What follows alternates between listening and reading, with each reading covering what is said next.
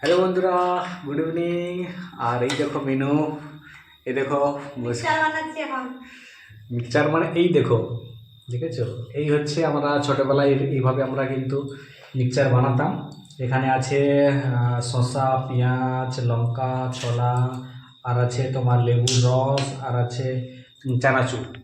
তো এগুলো দিয়ে আজকে মেনু বানিয়েছে। ডিউটি থেকে চলে এসেছি, খিদা লেগে যায় একটু আর কি, এই জন্য মেনু এগুলো বানিয়ে রাখছে আর কি। এখন 6:30টার সময় আসে তো সেই জন্য ভালো হয় একটু। হ্যাঁ, তো একটু হালকা কিছু খেয়ে নিলে ভালো হয়।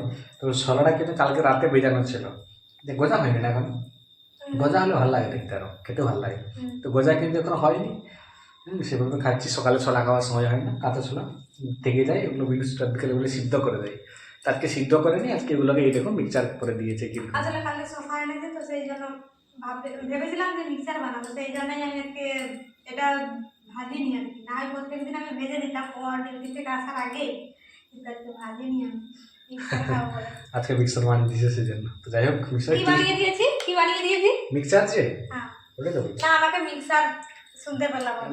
মিক্সার কোম্পানিতে কাজ করছি বলে শুধু মিক্সার। এটা মাখাইনি, টকটাও লাগবে। দাও আমি মাখিয়ে দিচ্ছি। আমি খাবো, খাই দাও। হ্যাঁ ঠিক আছে, খাও।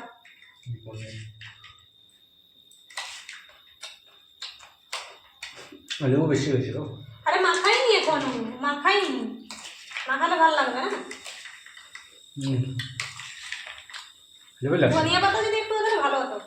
ওর গন্ধটা যা বেরোতো না ধনিয়া পাতা দিলে, ধনিয়া পাতা যে এখনই দেবে না তখনই ওর গন্ধটা যা সুন্দর বেরোয় না।